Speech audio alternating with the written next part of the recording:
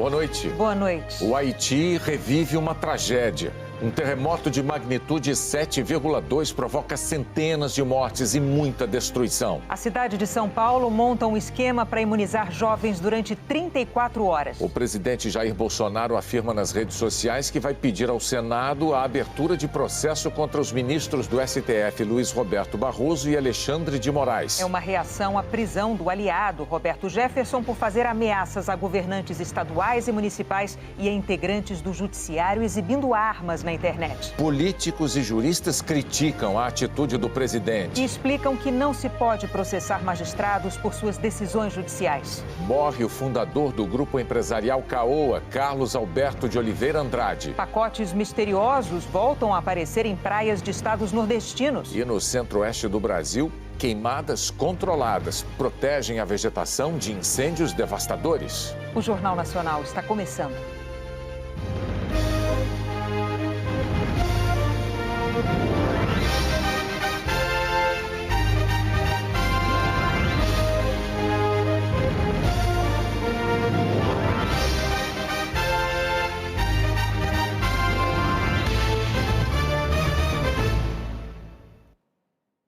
O Haiti sofreu hoje as consequências de um terremoto de grande magnitude.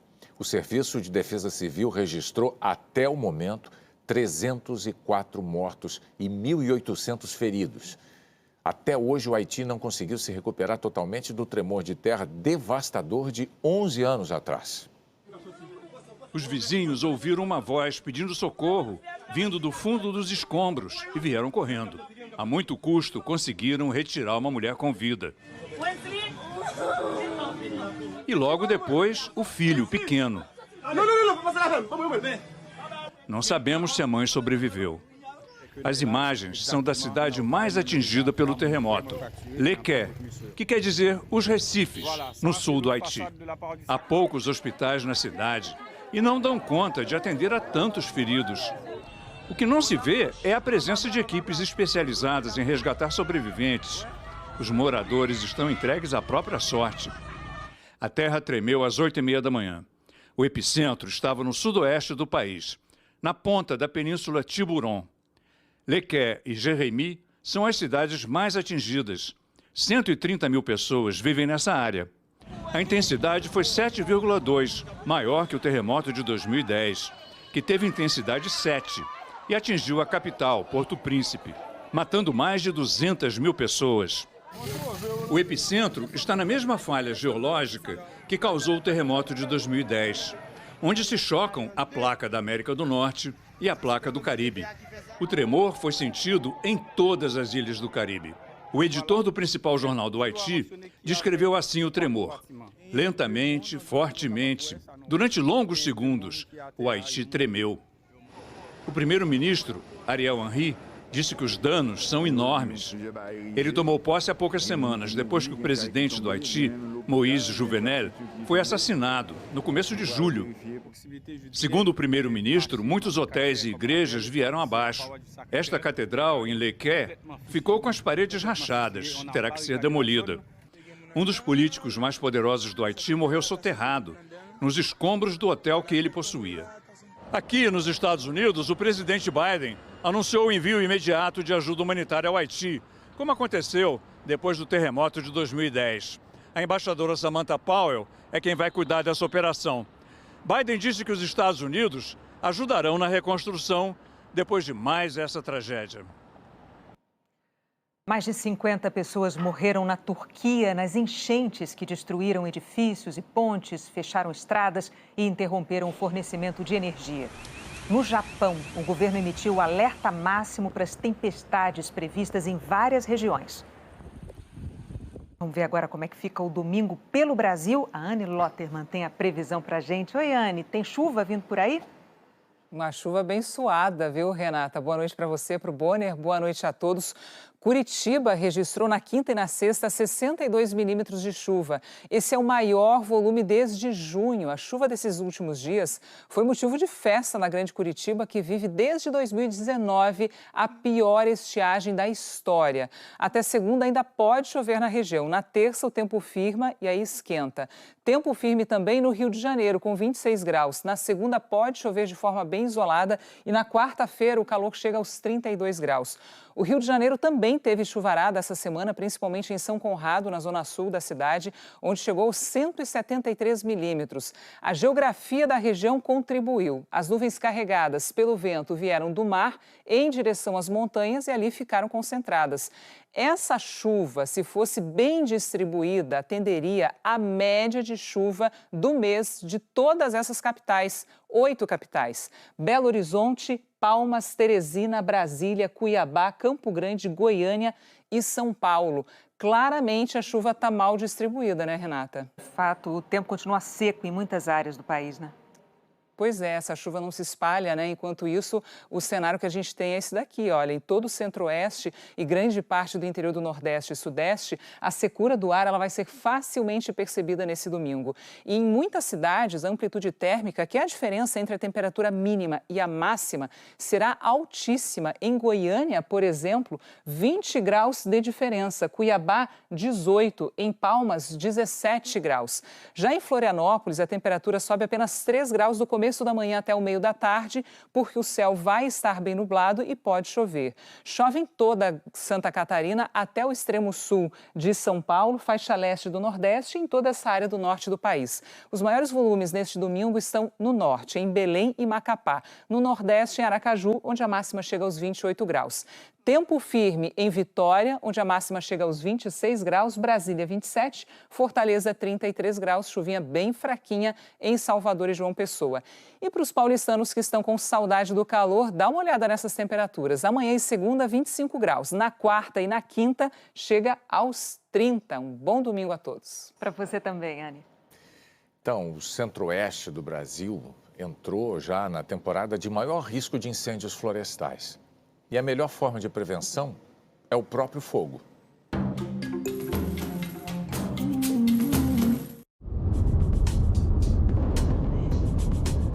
Foram mais de 800 quilômetros saindo de Brasília. Rodovias, estradas de terra e muita poeira. Até chegarmos a uma das unidades de conservação federais de mais difícil acesso no Tocantins. O Rio Javaé é a entrada para a maior ilha de rio do mundo, a Ilha do Bananal. Entrada também para o Parque Nacional do Araguaia. A ilha toda tem quase 2 milhões de hectares. A área do parque é de mais de 500 mil hectares, mais ou menos 500 mil campos de futebol. Na época de seca, é possível cruzar o rio de carro. Foi esse o primeiro desafio. A gente vai por um ponto mais seguro que tem aqui, que a areia é mais resistente. Tá, beleza? okay, então. Tem umas marcas de pneu mais pra cá, ó. O que é aquilo lá? Mais assim na esquerda. Essa marca de pneu que já tá aqui é o quê? De carro que ficou atolado na areia frouxa. Então a gente não quer passar perto para não atolar também, né? De jeito nenhum.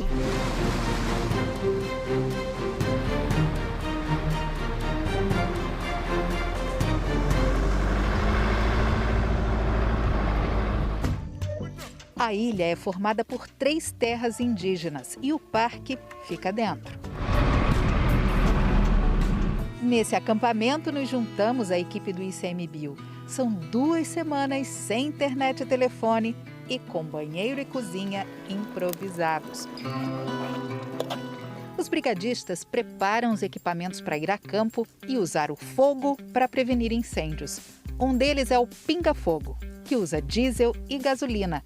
É a técnica do fogo prescrito, que atualmente é usada em quase todos os parques.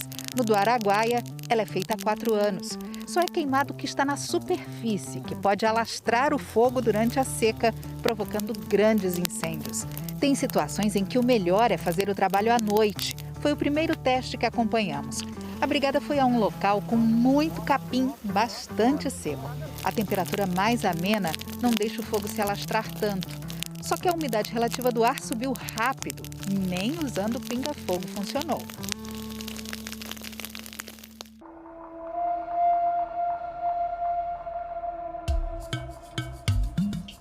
manhã se abriu assim, na beira do rio Barreiro, junto do acampamento. Pegamos 3 horas de estrada, com rios no meio. Fomos a outro ponto do parque. Esta é uma cena comum no Parque Nacional do Araguaia. Áreas extensas, praticamente só com capim seco. Aqui são aproximadamente 2.500 hectares nessa situação. Aí os brigadistas têm que priorizar áreas para fazer o fogo prescrito e preservar a vegetação mais sensível. A ação que a gente vai acompanhar agora é para preservar a Mata do Mamão. Tudo é diferente nesse pedaço, uma floresta fechada no meio do cerrado. O Parque Nacional faz essa transição entre o Cerrado e a Amazônia. A Mata do Mamão é um grande maciço florestal no meio, né, da ilha e que possui muitas espécies aqui da região, de áreas mais altas, e é abrigo de inúmeras espécies da fauna. Ela é extremamente sensível à passagem do fogo. Qualquer fogo que passe lá em qualquer época do ano traz muitos danos a ela. Para atear fogo com segurança é preciso uma combinação ideal de temperatura, umidade do ar, do solo e velocidade do vento. As informações técnicas contam muito, mas a vivência de mais de uma década por aqui também. Já está começando a esfriar, já está bem úmido, então eu creio que já dá para a gente fazer a queima, né? Nessa outra área, os brigadistas começam o fogo perto da mata no fim da tarde, quando as condições são mais apropriadas. O sol acompanha e dá um show. As áreas queimadas são vistoriadas no dia seguinte. O brigadista Koidiama Kalaritama, que é índio Javaé, foi com a gente. Toda a brigada na ilha tem indígenas. Pedi para ele tirar a casca queimada do tronco para a gente ver como estavam as árvores. A gente olha assim, vê tudo pretinho por fora que o fogo passou aqui, mas está todo úmido. Quer dizer, tem seiva correndo aí.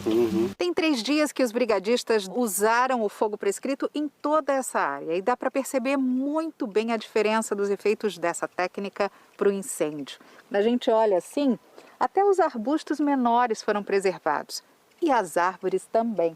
Olha ali, as cangiranas lindas, floridas, estão intactas. Koidiama disse que os animais estavam desaparecendo antes da prática da queima prescrita. Além de pássaros, por toda a área do parque tem rastro de animais. Casa de teiu, pata de anta e dentro do rio onde os brigadistas tomam banho, há raias e muitas piranhas. A pesca esportiva e o ecoturismo são alternativas que as aldeias, como a do cacique Miguel Roitiá Carajá, estão buscando para gerar renda. Eu concordo, essa queimada prescrita para preservar a Mata do Mamão. É uma mata que hoje é o segundo pulmão da Amazônia brasileira, que é de direito de povo Carajá e Javaé. Na equipe que acompanhamos, só tinha Iraildes de mulher. Ela sente falta de casa nesses dias em que fica acampada. Mas no final de cada dia de muito trabalho, sacrifícios, a natureza, com a generosidade que só ela pode, retribui. A gente deixa a família em casa, deixa os filhos e vem para a natureza, que é uma parte da gente também. Eu sinto que a natureza é uma parte da minha casa, do meu ambiente.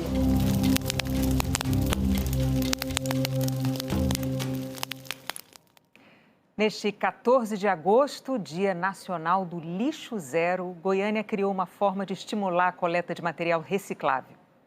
Assim que soube da campanha, o Jaime encheu o porta-malas do carro, trouxe papelão, óleo de fritura e veio também com uma dúvida. Ia trazer pneu também, mas eu só vou perguntar. Como mora perto daqui, foi para casa e voltou em 15 minutos, trazendo 2 pneus velhos e outros materiais recicláveis. Eu busco mudar o mundo dentro da minha própria casa. Eu faço a minha parte, cobro o pessoal da minha casa para fazer a parte deles também e espero que assim a gente chegue num mundo melhor. A Márcia ficou sabendo que podia trazer lâmpadas fluorescentes e incandescentes e trocar por lâmpadas de LED, mais econômicas. Levou 3 para casa. Além de eu contribuir positivamente com o meio ambiente, eu também contribuo comigo mesma, porque eu consigo reduzir o valor da minha fatura de energia. A ideia dessa iniciativa é mostrar para a população que todo mundo pode e deve separar o lixo de casa. Coisas que a gente nem imagina, como o óleo de cozinha e também a esponja de lavar as louças, podem ir para a reciclagem. Por conta da pandemia, aqui em Goiânia, os organizadores escolheram o formato drive-thru para receber esse material. Antes de tratar, antes de separar, antes de encaminhar corretamente, a ideia é que você repense os seus hábitos, repense a forma com que você consome. Lembrando que o planeta é um só, então não existe jogar fora. Colocou na porta da sua casa, aquele lixo não vai sumir. Até bituca de cigarro tem destino certo. Vai para essa empresa no interior de São Paulo e acaba virando papel para artesanato. Neste sábado, 185 cidades brasileiras participaram da ação chamada Lixo Zero, uma campanha para alertar sobre a importância de dar o destino certo para os resíduos que nós produzimos. Esse é um processo pedagógico que vai nos levar a uma mudança de sociedade para um mundo talvez lixo zero. Lixo zero é quando eu me responsabilizo pelo encaminhamento correto dos resíduos que eu decidi consumir. Pacotes misteriosos voltaram a aparecer em praias da região Nordeste. As ondas trazem e deixam na areia. Está aparecendo sempre. Esse já é o segundo que eu vejo. Parece uma caixa, mas é um fardo de borracha crua, pesando em média 80 quilos. Elas têm aparecido em todo o litoral do Nordeste com mais frequência nas últimas semanas. Isso tem preocupado os pesquisadores do Projeto Tamar, porque essa pode ser mais uma ameaça às tartarugas marinhas. Elas podem sim representar uma ameaça potencial, já que as tartarugas podem ter interesse em interagir, comendo o plástico que fica ali meio solto e não conseguindo digerir completamente, podem então morrer asfixiadas. Em Alagoas já apareceram 30 fardos, na Bahia 100. Universidades federais dos dois estados estão investigando, mas foi em Sergipe que os fardos apareceram em maior número, 212 até agora. Tem ronda todo dia. Eles trazem consigo molúsculos, crustáceos, que podem cortar as pessoas se assim elas tentarem manipular. Então, por isso a gente pede que as pessoas não façam. Há 2 anos, fardos muito parecidos como esses apareceram por aqui. E há registro ainda mais antigo, como desta foto de 1944. Pescadores do Ceará carregam o material que estava em um navio alemão afundado no Nordeste durante a Segunda Guerra Mundial. Foi o que constatou o pesquisador Luiz Ernesto Arruda, da Universidade Federal do Ceará. Esse navio está afundado em águas muito profundas, a quase 6 mil metros. Inclusive, até o final de 2019, ele era o naufrágio mais profundo já visitado, obviamente por um submarino, um robô, e estava no Guinness Book. O governo de Sergipe informou que o material recolhido vai ser usado pela indústria como combustível. Ainda não se sabe ao certo a origem das novas aparições. Para os pesquisadores, o mais provável é que esta leva de fardos seja a mesma do navio afundado. Com o desgaste da embarcação, ventos e correntes marítimas mais fortes, eles vieram de novo parar nessas bandas. Então, acaba trazendo o que está no mar para a praia, e às vezes ele fica indo de uma praia para outra, A maré sobe, leva ele para alto mar, aí devolve, e ele fica viajando de uma praia para outra mesmo. É a natureza dando seu jeito de jogar fora o que não lhe serve. No Espírito Santo, o que tem chamado a atenção é a tecnologia de uma embarcação revolucionária. Cada cilindro tem 24 metros de altura, equivalente a um prédio de 7 andares, e 4 metros de diâmetro. São 5 cilindros de aço. Nesse estaleiro, na China, eles foram acoplados no casco do navio. A primeira viagem foi para o Brasil, para esse porto em Vitória, no Espírito Santo. Esse é o primeiro navio de grande porte do mundo equipado assim com 5 velas rotativas. E a inspiração veio do passado. O vento sempre foi um aliado da navegação, então por que não usá-lo agora para ajudar a reduzir também os danos ambientais? No mar, o vento faz as velas, os cilindros de aço, girarem em diferentes velocidades. Com esse movimento de rotação, o vento circula no casco do navio de uma forma que gera uma força que empurra o navio para frente. É um fenômeno conhecido como efeito Magnus. Com essa ajuda do vento, o motor usa menos combustível e gera menos poluição. Cada navio pode emitir 3.400 toneladas de CO2 a menos por ano. A gente vai fazer um monitoramento de 1 ano para incluir toda a sazonalidade dos ventos ao longo da rota. E essas informações, junto com a experiência operacional, vão permitir a gente aperfeiçoar a solução e, eventualmente, instalar velas maiores, uma maior quantidade de velas para o navio. E aí a gente pode ter um ganho maior do que esse. O navio chegou vazio ao Espírito Santo e pode levar até 325 mil toneladas de minério de volta para a Ásia. No porto, as velas ficam deitadas e não atrapalham o carregamento em nenhuma operação. Foram 5 anos de estudo e 8 milhões de dólares para implantar o projeto. Nas próximas viagens, todos os dados serão coletados a fim de aperfeiçoar a ideia, para que no futuro, mais de 100 navios de grande porte da mineradora possam voltar um pouco ao passado e usar as velas, ainda que de aço e cilíndricas, para melhorar a eficiência e diminuir a poluição. A energia eólica está na origem da navegação comercial, mas ela deixou de ser relevante nos últimos 2 séculos. E agora a tecnologia permite a gente se reconciliar de novo com a navegação.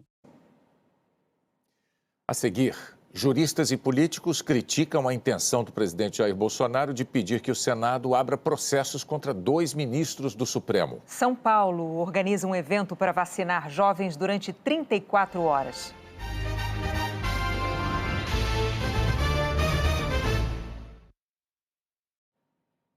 São Paulo está vacinando jovens num evento especial neste fim de semana.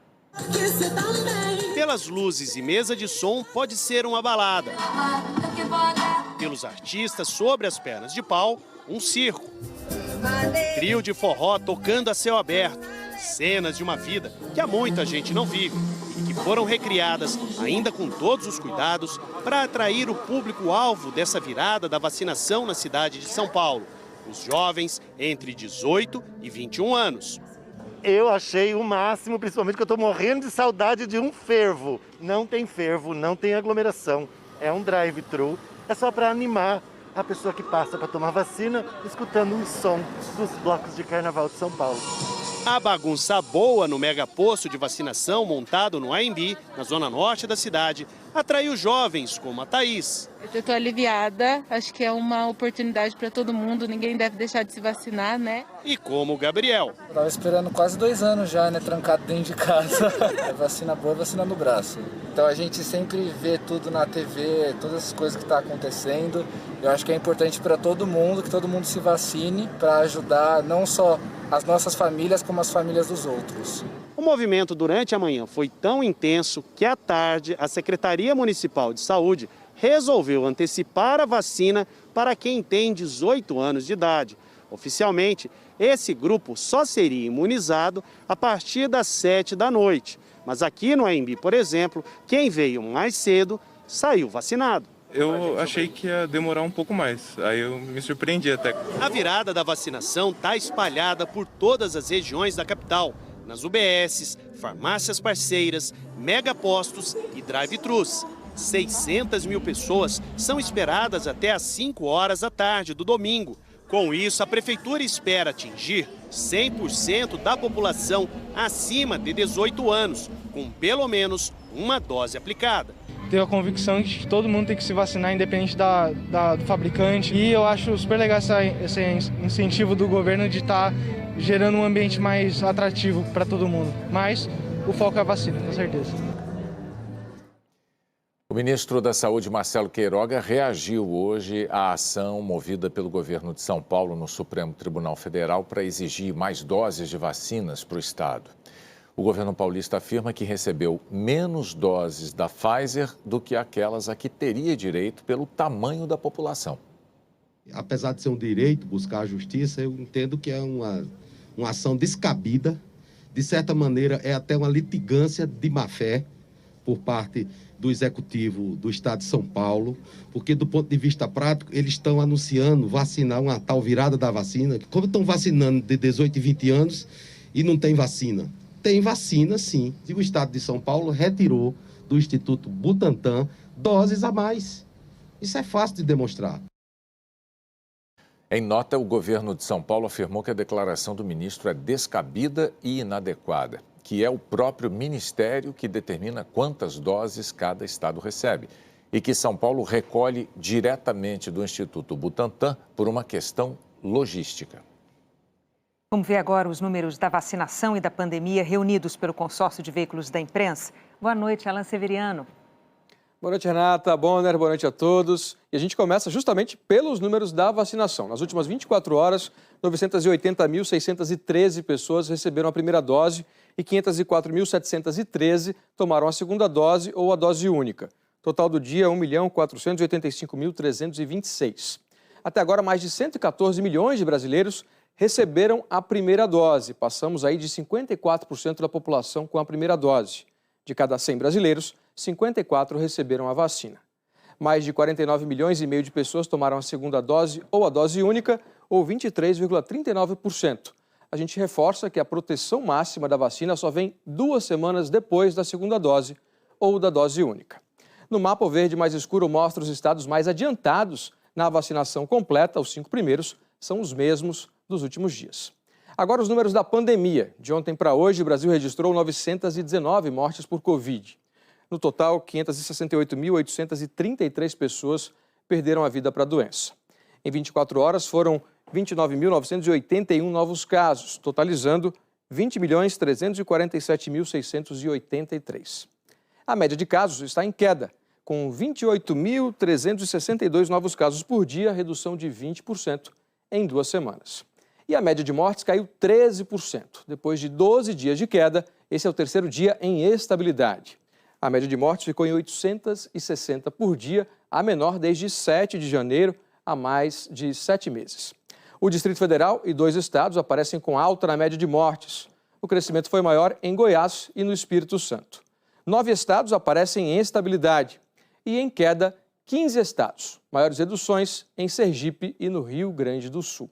Outras informações em g1.com.br/coronavírus. Renata Bonner. Obrigado, Alain. O apresentador Silvio Santos recebeu alta do Hospital Albert Einstein, onde estava internado em São Paulo para se tratar de Covid.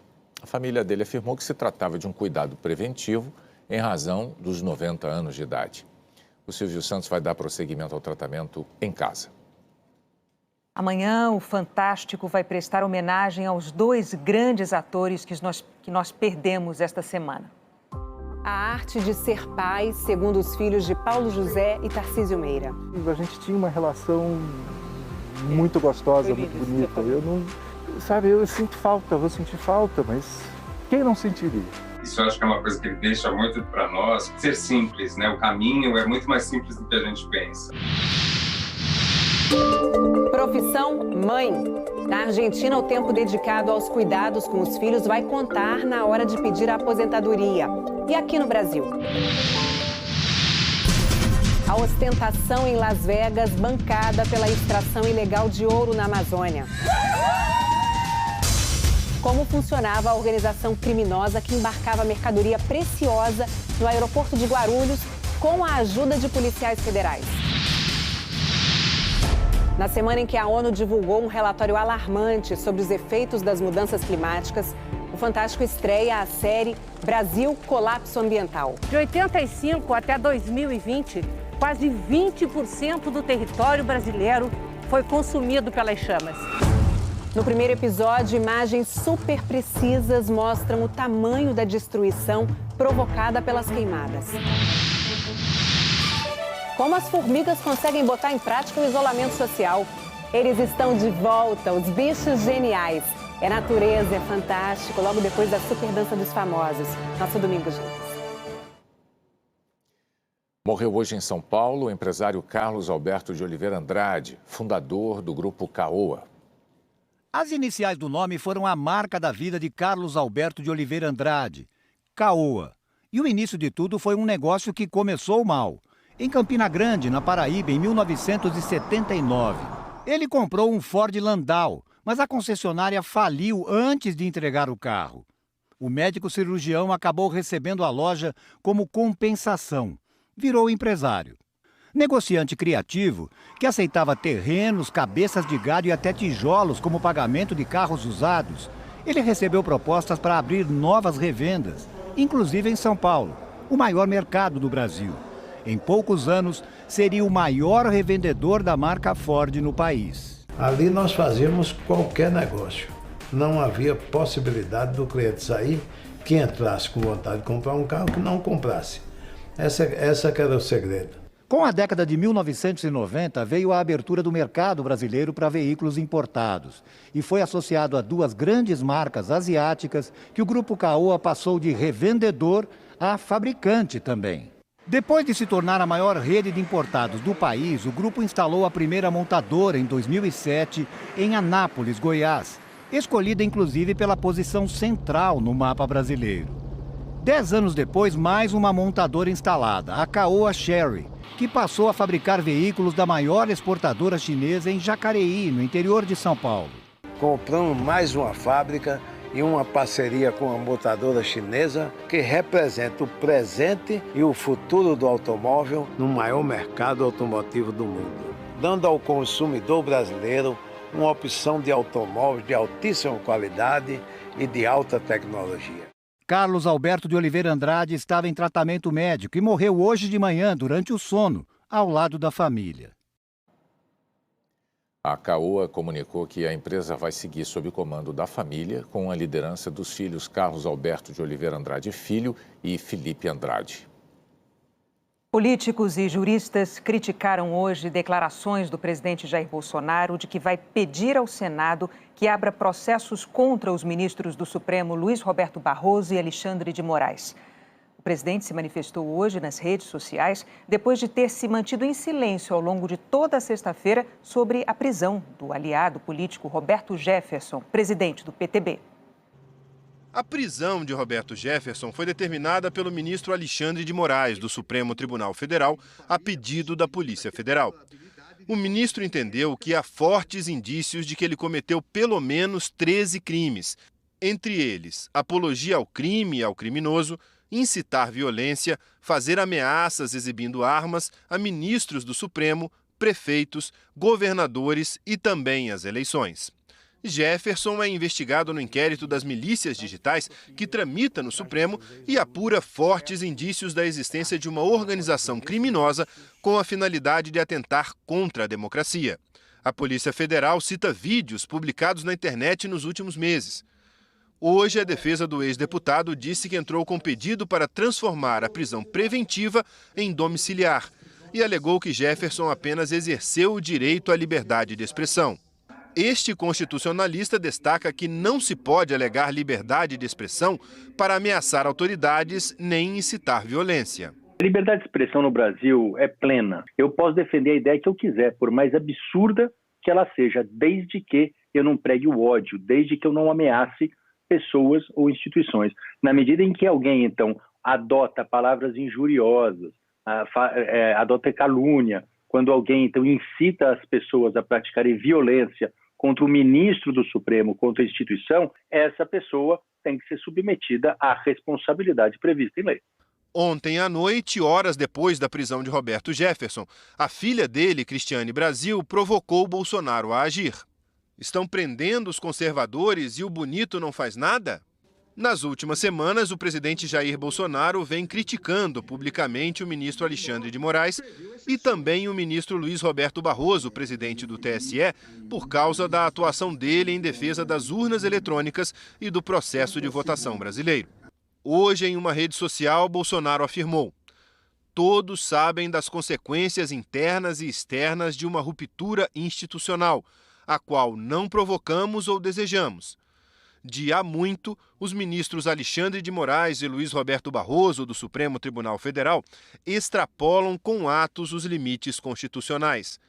Na próxima semana, levarei ao presidente do Senado, Rodrigo Pacheco, um pedido para que instaure um processo sobre ambos, de acordo com o artigo 52 da Constituição Federal.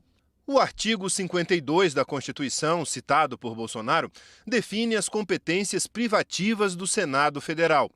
Nos incisos 1º e 2º, diz que cabe ao Senado processar e julgar autoridades como o presidente da República e ministros do Supremo por crimes de responsabilidade.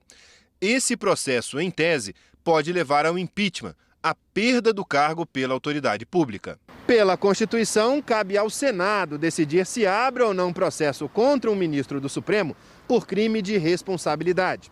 Mas desde que a Constituição foi promulgada em 1988, nenhum ministro do Supremo perdeu o cargo por decisão do Senado. O presidente da Casa, Rodrigo Pacheco, ainda não se manifestou sobre a declaração de Bolsonaro, mas ela já provocou reações de vários políticos de diferentes partidos. Em uma rede social, a senadora Simone Tebet, do MDB, perguntou: presidente vai mesmo pedir ao Senado o impeachment de ministros do STF? Quem pede para bater no Chico, que mora no inciso 2º, artigo 52 da Constituição Federal, se esquece de que o Francisco habita o inciso 1º do mesmo endereço.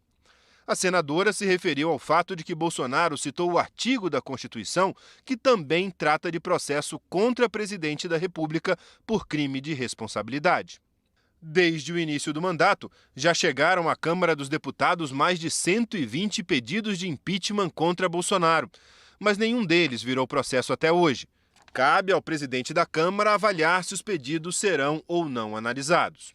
O senador Alessandro Vieira, do Cidadania, disse que ministros do STF podem e devem ser investigados por fatos concretos.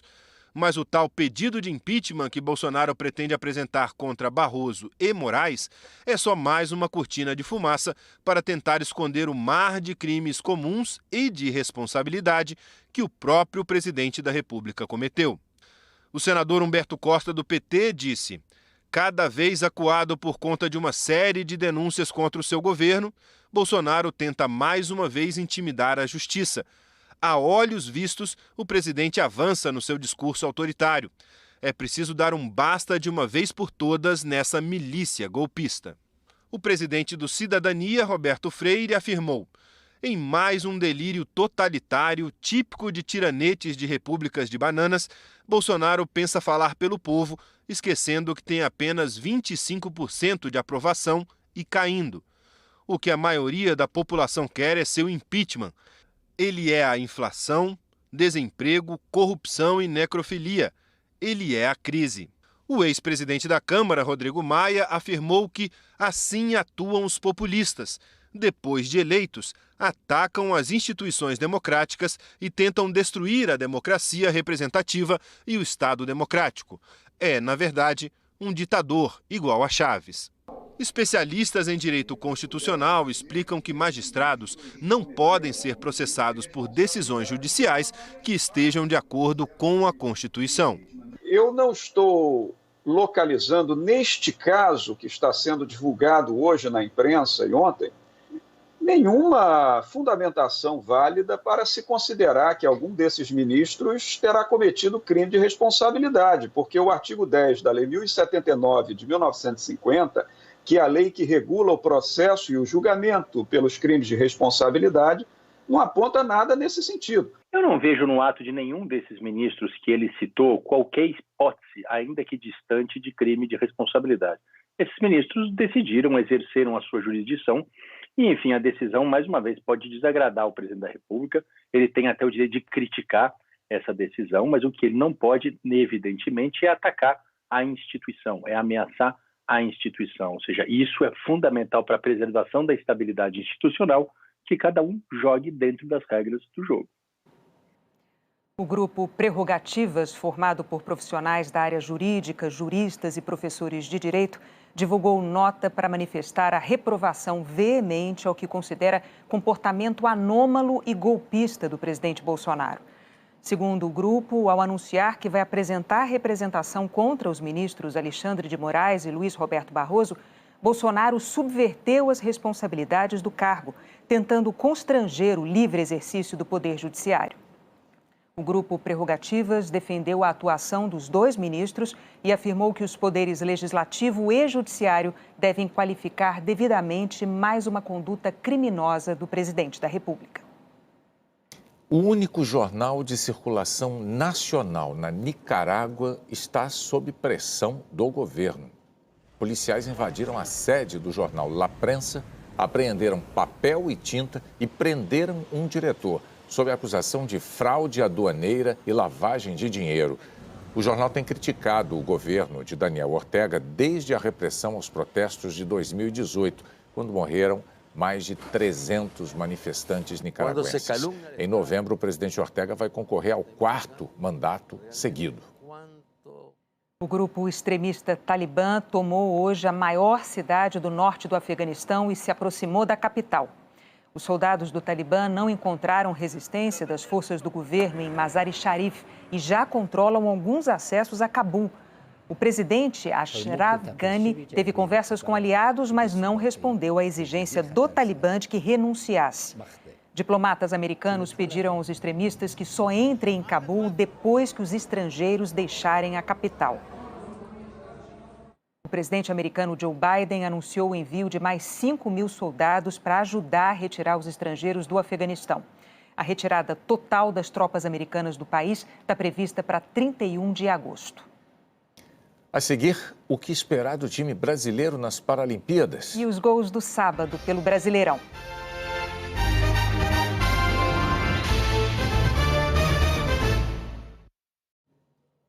É hora dos gols do sábado. Bragantino e Juventude abriram a 16ª rodada da Série A do Brasileirão. Em Bragança Paulista, Elinho bateu de fora da área, 1-0 Bragantino. No segundo tempo, Wagner empatou. E depois do erro da defesa, Wagner fez mais um e virou para o Juventude. Final Bragantino 1, Juventude 2. O Atlético Mineiro venceu o Palmeiras por 2-0, 2 gols do Savarino. Com a vitória em casa, o Galo, líder do campeonato, abriu 5 pontos de vantagem para o Palmeiras. O Galo disparando. Na Série B, o Cruzeiro empatou com o Sampaio Corrêa. Em Belo Horizonte, Watson abriu o placar para o time do Maranhão. No segundo tempo, Marcelo Moreno empatou. Cruzeiro 1, Sampaio Corrêa 1. CSA e Coritiba em Maceió. Renato Cajá, de cabeça, fez o primeiro do CSA. De pênalti, Yuri aumentou. Marquinhos tocou na saída do goleiro e fechou o placar, 3-0. Fecim completou o cruzamento e marcou para a Ponte Preta contra o Confiança. Também foi de Fecim o segundo. Na cobrança de falta, João Paulo descontou. Moisés, de pênalti, fez o terceiro da Ponte. João Paulo, mais uma vez de falta, marcou o segundo do Confiança. E no fim, João Veras fechou o placar. Ponte Preta 4, Confiança 2. Em Florianópolis, o Avaí fez 1-0 contra o Náutico, com gol contra do Iago depois dessa confusão na área. João Lucas tocou bonito e aumentou. Final 2-0 Avaí. Amanhã, o Esporte Espetacular vai mostrar a mudança de clube do argentino Lionel Messi e os medalhistas olímpicos de volta ao Brasil. Olá, boa noite. Boa noite. Amanhã, uma reportagem especial sobre a chegada de Messi ao Paris Saint-Germain. Ele volta a fazer dupla com Neymar. Mas como o astro Mbappé reagiu à contratação? Conversamos com Isaquias Queiroz, campeão olímpico na canoagem, e com Ana Marcela Cunha, ouro na maratona aquática. O disparar coração, coisa assim, eu tava muito tranquila. Nos 90 anos de Zagallo, histórias curiosas sobre o único tetracampeão do mundo no futebol. Você sabia que ele foi campeão de tênis de mesa? E o que ele tem a ver com a novela Mandala, que passava na década de 80? Só não levou a minha deusa. Já não vou falar mais nada. A gente vai falar sim. É amanhã, depois do Auto Esporte. Até lá. As Paralimpíadas de Tóquio começam daqui a 10 dias e o time Brasil tem expectativas altas. Um namoro de quase 40 anos com o mesmo brilho no olhar. Márcia Malzara é dona de uma das primeiras medalhas de ouro do Brasil em Paralimpíadas. Foi na edição de 1984, nos 200 metros rasos. Márcia fala com dificuldade por causa da paralisia cerebral, mas reuniu forças para passar boas vibrações para a nova geração. Em Tóquio, o Brasil pode bater a histórica marca de 100 medalhas de ouro em Paralimpíadas. Faltam 13. No Rio, em 2016, ganhamos 14. Do atletismo vem o maior número de conquistas, 40. Uma delas em Londres, 2012. Alain Fonteles bateu nos 200 metros rasos um dos maiores velocistas da história, o sul-africano Oscar Pistorius. Um dia, quando eu for mostrar para meus filhos, para os meus netos, ó, o meu nome está aqui na lista dos 100 atletas aí, os primeiros 100 atletas medalhistas dos Jogos Paralímpicos pelo Brasil. Das piscinas vieram 32 medalhas douradas. E ninguém fez tocar mais o hino nacional do que Daniel Dias, 14 vezes.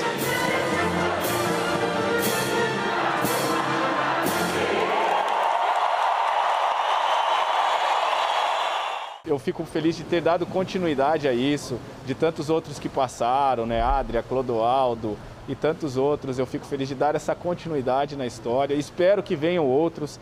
Mas nem só de velocidade e força se faz um medalhista de ouro. Às vezes, isso vem com paciência e com a precisão no lançamento dessa bolinha aqui, ó. Assim, a bocha paralímpica se tornou o terceiro esporte que mais levou brasileiros lá para cima do pódio. 6 ouros. E como foi bom vencer em casa, ao lado da torcida, a Evelyn foi campeã no Rio, na dupla mista. Minha primeira Paralimpíada, assim como os demais que estavam comigo, e já consegui esse resultado. Então, assim, hoje é algo que ficou na história, mas que me serve muito de motivação para que agora em Tóquio a gente consiga também um resultado tão excelente quanto esse. Contagem aberta. Expectativa para todas as gerações para ver no Japão pela 100ª vez ou mais essa imagem.